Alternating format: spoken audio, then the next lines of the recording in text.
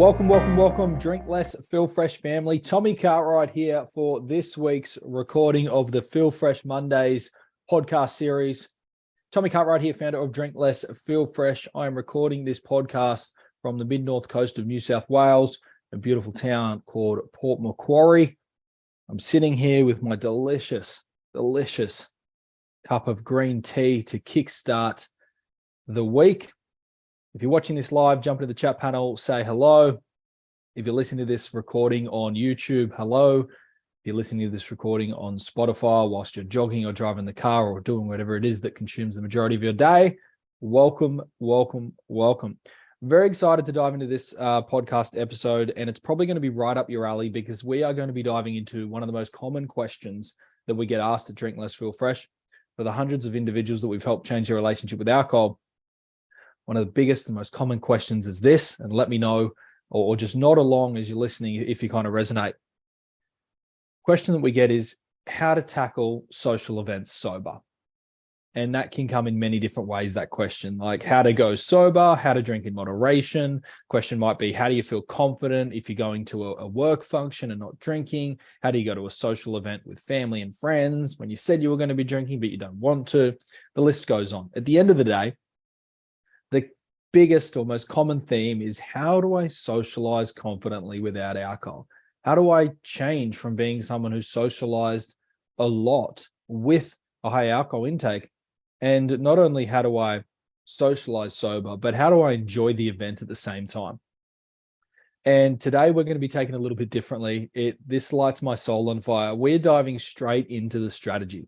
I trust that you've listened to a few episodes of the podcast before. You kind of get the gist of how we do what we do at Drink Less, Feel Fresh, and you've got a bit of background story and information on all the different approaches you can take when it comes to changing a relationship with alcohol, from the deep attachment and addiction side of things and the emotional management that's going on there, right through to today's call, which is diving hard and fast into the strategy of socializing sober without alcohol. Hello to the comments that are coming through the chat panel. So good to see you here. That's just me clearing my throat. We don't have all the bells and whistles going on here. We don't take edits. We don't outtake anything. So if you hear me clear my throat, or right now I'm about to take a delicious sip of my green tea, then that's what you can hear. We like to be in the raw, in the flesh.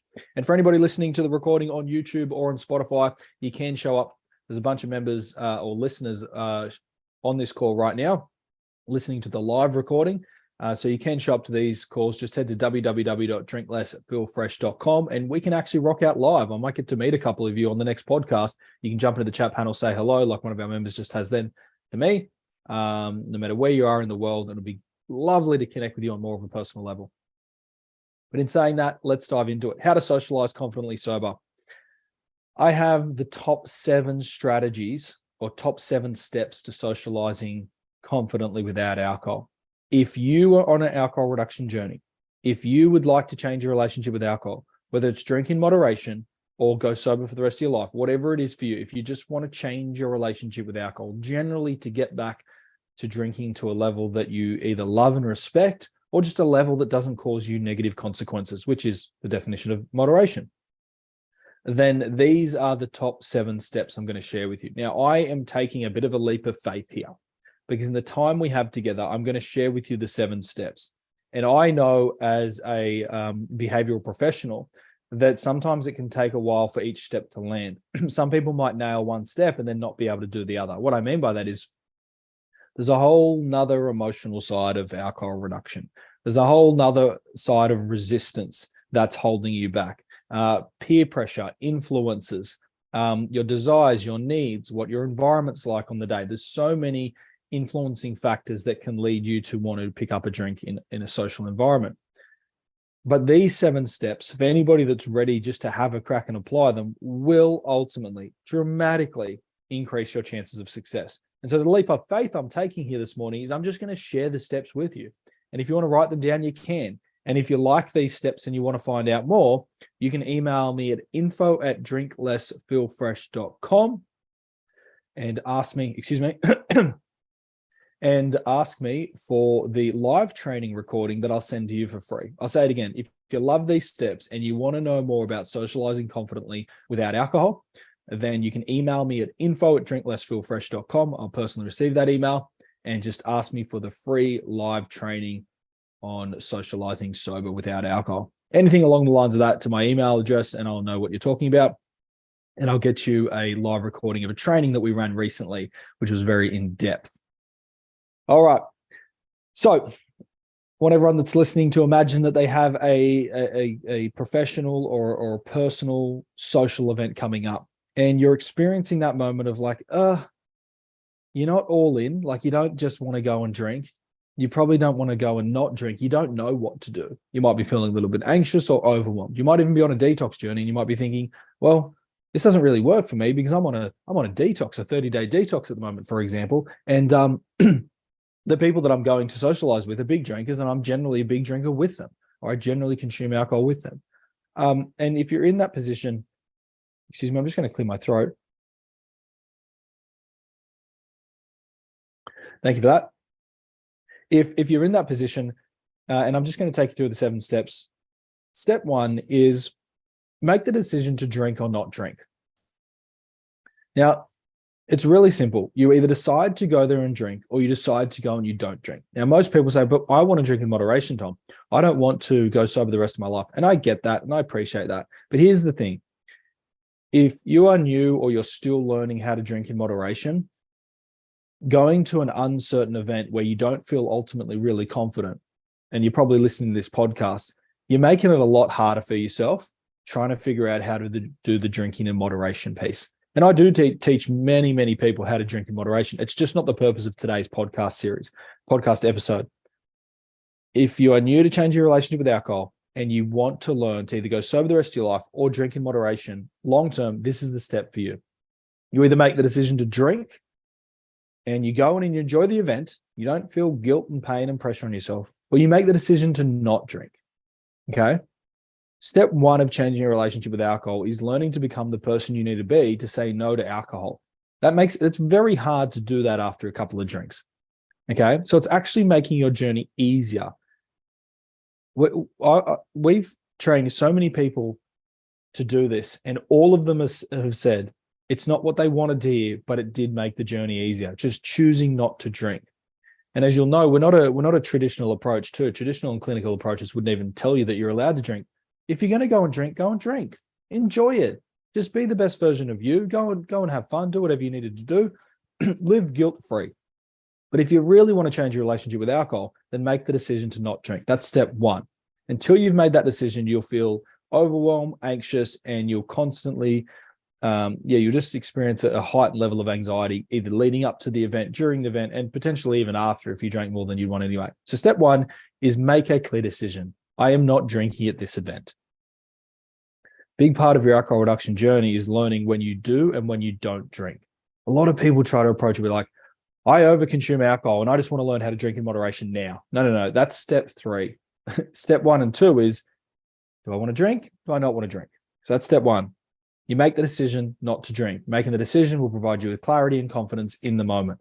It's actually often one of the biggest steps for someone just to go, you know what, I'm making the decision. They can spend days. They can have an event coming up. So many people have an event coming up on Friday or Saturday night, and come Monday, they're stressing about it. So make a decision that you're not drinking at this event coming up. Step 2, once you've made the decision to not drink at the event, you've got to ask yourself, why am I going? Why am I going? Once you've made the decision to not drink, you've got to ask yourself, why am I going to the event?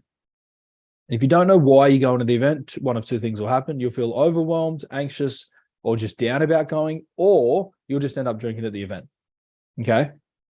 So the question to ask yourself is, why am I going to the event? And uncover why, and it probably will change. A lot of people go socializing without knowing why, or if they do know why, it's just so we can drink. That's a really, really important piece of the puzzle. Step 1, tell yourself that you're not drinking at this event. Make the decision early. Step 2 is ask yourself why. Why am I going to the event? And when you have a clear reason why, it actually builds and maintains motivation. One of the leading motivation builders is becoming clear on why you're doing something.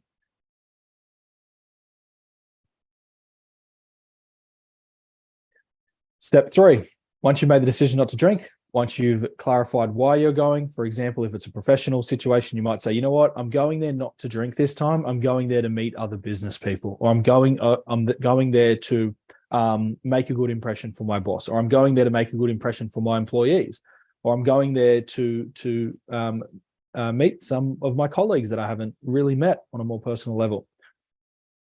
Or if it's a personal event, you might say, I'm actually going there to socialize. I'm not going there to drink. There's a big difference between those two things. Going there to socialize as opposed to going there to drink. Step 3 is, what is your intention? What is your intention? The majority of people don't know what to do because they don't know who they need to be. So action and behavior is what you've got to do. I'm going to go sober. I'm going to drive. I'm going to leave at 11 p.m., etc., etc., etc. Your intention is, who am I going to be? Now, social anxiety, one of the leading causes, if not the leading cause of social anxiety, which is what we all experience, by the way. If you go to an event and you're saying to yourself, I don't want to drink, and you end up drinking, I'll just save you a lot of time. That's social anxiety.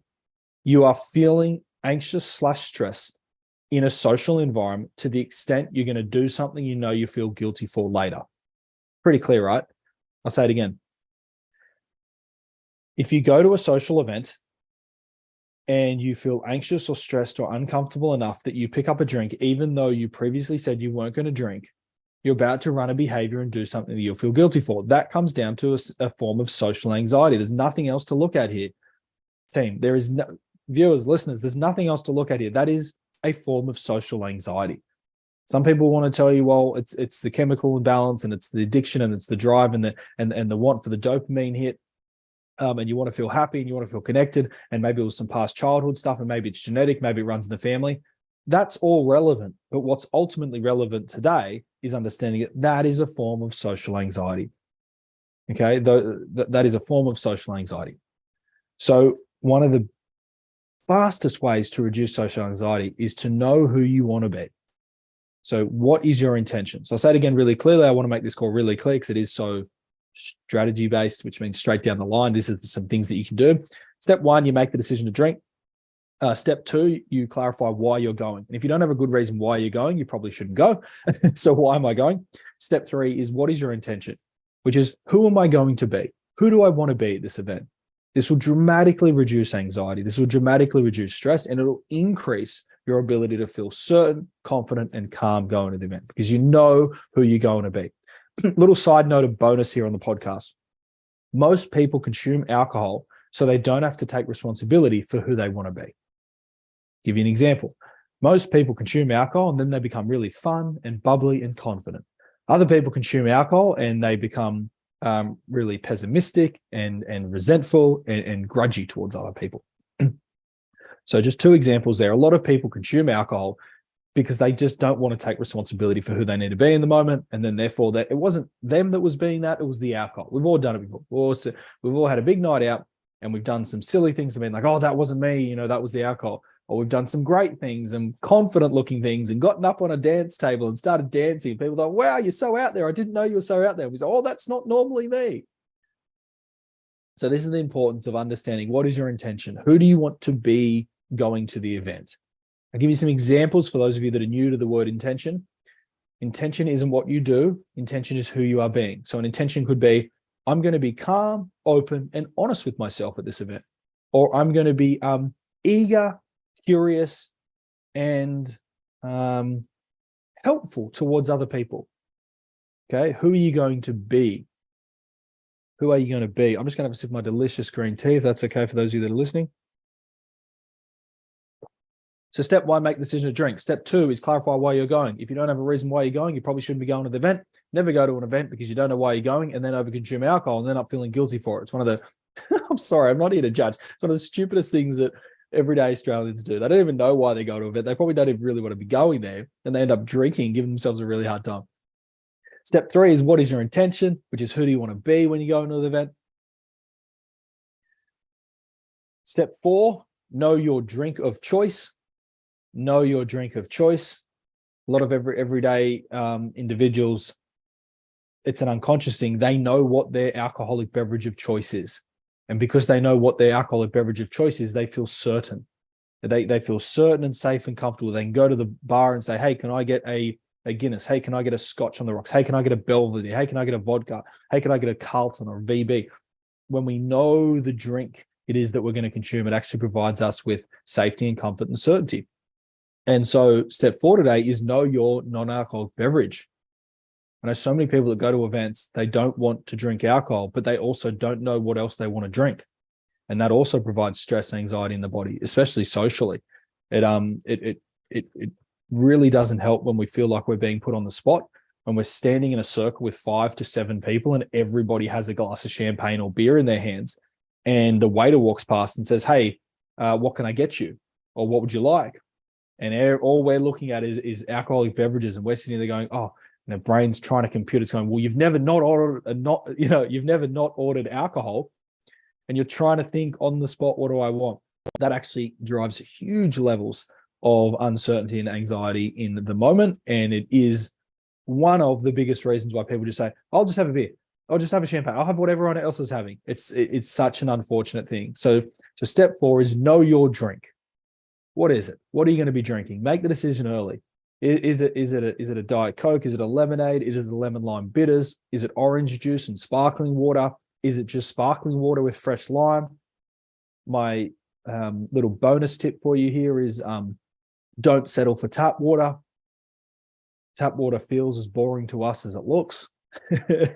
Won't dive into the psychology behind it. But for today's episode, know your drink. Make a conscious choice to know what you're drinking. And it should be something that you enjoy as well. Okay, it should be something that you enjoy. There is huge psychological and social behavioral benefits in knowing your drink, and even in a weird way, being a little bit excited for it. You might feel like you're faking it until you make it, but huge benefits in knowing your drink and even being excited for it. Excuse me. I'll give an example, really clear example. I was out the other night with some family, my beautiful wife. The waiter asked, what would I like? And I leaned over with a smile and I said, oh, I would absolutely love a cold glass of Coke, please. Notice how I ordered it. I ordered it the same way someone that was excited for their alcoholic beverage was. It wasn't just a water. It wasn't Coke, thanks. Someone often says, oh, do you have a cold glass of sparkling wine? Or can I get a real crisp Sauv Blanc, please? We often use descriptive words when we're purchasing alcohol products, and I urge people to bring those in. It's quite fun, and as I said, it does. I'm not going to teach it today because for anybody that, excuse me, apologies, listeners. I'm just clearing my throat this morning. For anybody who loves the psychology and behavior side of things and wants more, you can always join our next 30-day detox challenge where you have unlimited access, and I teach this in depth. But for today, know your drink. There is psychological and behavioral social reasons why what I'm teaching with you works so well. It's not just Tom's telling me I should do this. No. Everything I ever teach has psychological behavioral benefits. What does that mean for new listeners? That means any strategy that I ever teach has proved psychological theory and some science backing it in regards to not just helping you succeed in the moment, but helping you become the person that you've always wanted to be. Hope that made sense. I'm just going to have a sip of this delicious green tea because you're all so accommodating for me. Thank you. So I'll say them again. Number 1, you make the decision to drink or not to drink. You don't play the gray zone. People struggle so much in the gray zone. If you're listening to this podcast series, it's probably going to be beneficial for you. For people that succeed in the gray zone, which is I'm just going to drink in moderation, they're generally not listening to Alcohol Reduction podcast series. They're generally just doing what they want. They fall into the lucky bunch of individuals who don't seem to have a deep attachment towards alcohol and therefore find it easy just to break the habit. So for those of us that are listening, you'd make the decision to not drink nice and early on. You clear out days worth of anxiety, stress, and overwhelm. You make the decision, I'm not drinking. Number 2, you clarify why you're going. If you can't figure out why you're going, you shouldn't go to the event. Number 3, you set your intention for yourself, which is who do I want to be at this event? By the way, already this is going to be increasing your confidence massively going to the event. Step 4 is know your non-alcoholic beverage. What is it? Is it mocktails for the night? Is it zero alcohol beer or wine? Is it beautiful cold glasses of lemonade or soft drink or Sprite of some sort? Is it sparkling water with fresh lemon and lime? What is it? And the little bonus tip was when you're ordering this, add the description in there. I would love a cold glass of lemon lime bitters. It'll change the game for you. Okay, step 5. This is an incredible step. This is me time. Every 30 to 60 minutes, pencil in 2 minutes of me time. What does this mean? When we go to an event, we can often feel confident. I'll say it again a different way. A lot of the time people will tell me, Tom, I don't know what it is. I go to the event and I'm not going to drink. And then come 7:30, 8 o'clock, I end up having a wine in my hand, or I end up having a beverage. Now here's why.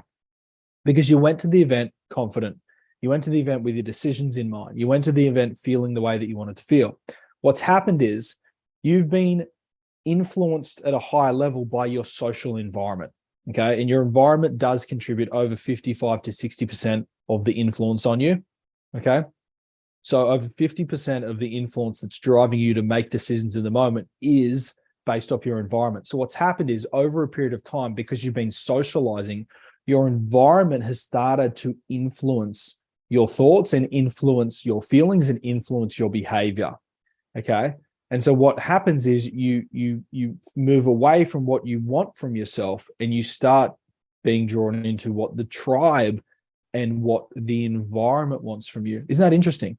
When you go to an event, think about it. When you're at home, getting ready, getting dressed, sharing, it's just you, or it's just you and your partner. It's just a couple of people. So it's easy to be yourself. Yeah, I'm going to go, I'm going to drive, I'm not going to drink tonight.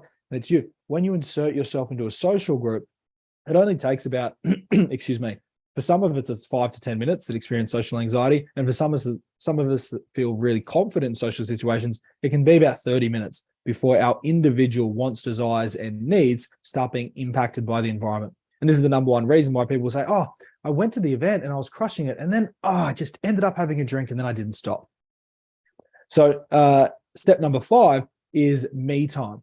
Now, all this means is every 30 to 60 minutes, I would recommend 30, every 30 to 60 minutes, even if you don't need to, just duck off to the bathroom, just duck outside for some fresh air and say you're taking a quick call, pretend you've got to message someone. It doesn't matter what you do, just get out of the social environment and get back into your own space. I used to do this a lot, just looking at the bathroom mirror. I'd go into the bathroom if I didn't need to go to the bathroom, and I'll just look at the mirror and I'll just remind myself why I'm there. I'm here, I'm not drinking tonight, I'm here to socialize. It also gives you a moment as well to reflect on how are you doing? Do you want to stay? Are you doing well? Do you want to stay for longer? Are you not enjoying it? Do you want to go? Are you realizing the event's just not fun without alcohol? And you're in a position, instead of just being sucked into drinking, you'll be in a position to say, hey, you know what? Maybe I'll leave. So huge benefits in this, making me time. And the behavioral reason why is that it's very important to get back to yourself. It's very important to remind yourself who you are and not just get swept up in, if you're listening and you live in Australia, get swept up in what's called the Australian drinking culture. I've just taught you, by the way, the behavior on why people get swept up in the Australian drinking culture. Okay, that's exactly why. So we've got make the decision to drink, clarify why you're going. If you don't know why you're going, you shouldn't go. Set your intention, which is who do you want to be?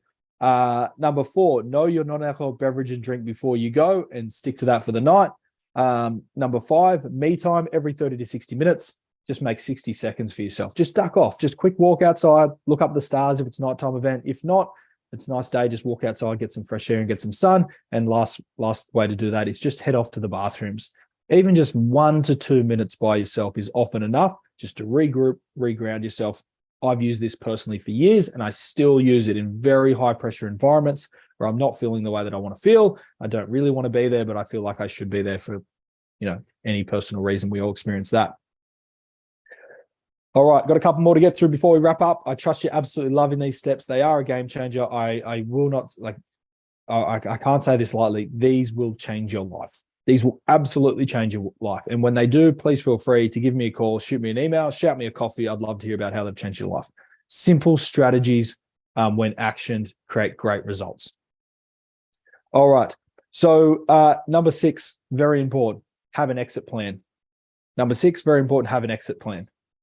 This is one of the biggest reasons why most people come later in the night, just end up continue drinking.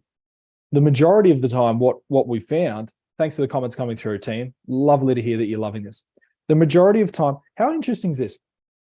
Most social events of an evening, the social aspect finishes at like 8:30, 9 o'clock. Like the dinner finishes, the speeches are done, the social part of it and the why for being there. Like it's a corporate function with awards night, or it's a friend's birthday celebration dinner. It's a dinner.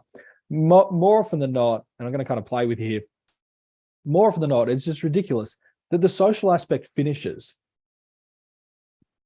Excuse me. And there's no other reason for people to still be there other than drinking. In fact, if people weren't drinking, they wouldn't be there. And that's something important to understand. If everybody in the room was not drinking, ask yourself the question, would they be here? And if the answer was no, it's probably time to go.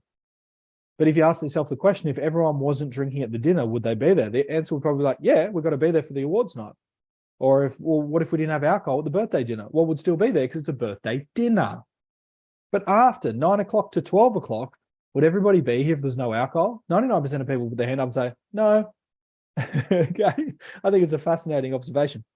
So, excuse me, number 6 is know your exit plan. Know your exit plan and remind yourself that you never have to be anywhere with anyone. The amount of people that end up drinking alcohol when they didn't want to, just because they assumed they had to be there to the end of the event. I hear things like, oh, but it was an engagement party. Oh, but it was a wedding. Oh, but it was because this or that, or et cetera, et cetera. No, you never have to be anywhere with anyone. That's a crappy social expectation that doesn't support individual needs. You are allowed to leave whenever you want. In fact, I was just at an engagement party 2 weeks ago. It ended up being a surprise wedding. It was fantastic. We thought it was an engagement wedding, and it was a surprise wedding. Nobody really close to me. There wasn't an overly need or drive for me to want to be there. Other people weren't overly concerned if I wasn't there. Does that make sense? It was one of those moments. I was like, okay, watch the wedding, watch the speeches. It was great. Had the dinner, socialized for about half an hour. And then when I noticed, all right, now it seems like the group's getting into drinking time, which is great. It's perfect for them. You know, and I love that. They're having the best time. It's their wedding. Good on them. They should drink. They should drink a lot. I'm not an anti-drinker. I love that. But I got out of there. See you later. Woohoo. Went home and watched a late night movie, had some popcorn, loved it. Best night. I had such an incredible night. Wouldn't have been an incredible night if I forced myself to stay out of the assumption that I had to be there. Trust that helps. So know your exit plan. Often, a lot of people say it all the time. I don't like to say it because everyone else says it, but it is important. For example, exit plan can be driving, the biggest one. Just if you drive there and your exit plan is you're driving back, especially if you're going somewhere where you don't want to leave your car, that can be really helpful. Number 7, before we wrap up, is pencil in a morning after exercise or activity. So if it's a daytime function, pencil in an activity for that night. If it's a nighttime function, pencil in a social activity for the morning after. Why? Number 1, it increases your confidence and certainty because you have a reason why you're not drinking. Like, oh, I'm actually really excited. I've got a breakfast with my partner tomorrow. Oh, I'm actually really excited. I'm taking the kids to the park for footy practice tomorrow. Oh, I'm actually really excited. I won't be having a late one tonight because I've got I'm going fishing tomorrow. As you'll notice, I'm giving you examples and you're probably learning, oh, these are all the things Tom likes. Take the kids to the park. He goes fishing. I like to give myself as an example. So pencil in an evening or a day after activity. There's 2 benefits to it. Number 1, in the social environment, people love justifications. So they love reasons why you're not drinking. Now, yes, it'd be nice if we didn't have to justify it, and that's the ultimate outcome. But guess what? We don't live in that world. Most people socially want a justification. Or why aren't you drinking? And it just helps. It's easy to say, you know, well, we got something on tonight. I got to get to a movie tonight. Or I've got something on early tomorrow and I don't want to be drinking. And here's the biggest one, which wraps up today's episode, is that you realize that you have more important things in life than the event that was causing you anxiety if you didn't drink. And I think that is profoundly incredible to know. By adding in a fun exercise or activity, either the night of the event or the morning after, you realize that you have a life to live. You have other exciting, passionate, fun things to be doing. And this really looks after a lot when it comes to alcohol reduction. A lot of people think, oh, I'm going to be bored. Life's boring without alcohol. What am I going to do? Don't do nothing. Make life better.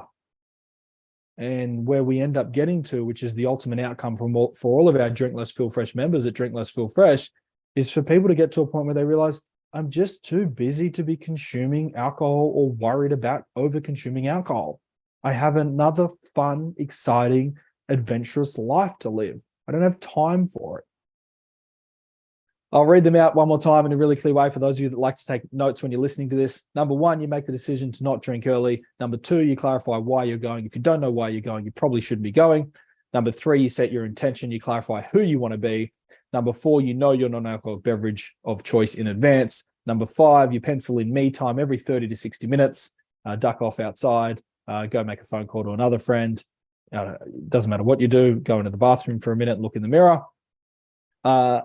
Number six, you have an exit plan. You know what time you want to leave. You know that you can leave whatever time you like. And finally, number seven is you plan an exercise, a fun-filled exercise or adventure, something that you'd actually be excited about. Whether it's a gym class the next morning, maybe an extravagant or expensive breakfast, treat yourself, go all out. You deserve to spend all the money, the time, and the energy on yourself because of what you didn't do the night before. Listeners, members, I trust you absolutely love today's podcast. Please jump into the chat panel if you're watching this live or if you're watching the recording. Send me an email at info@drinklessfeelfresh.com. Let me know if you like the strategy-based approaches on exactly what to do and how to crush your alcohol reduction journey. It's my bread and butter. I love it. I could talk about this topic all day.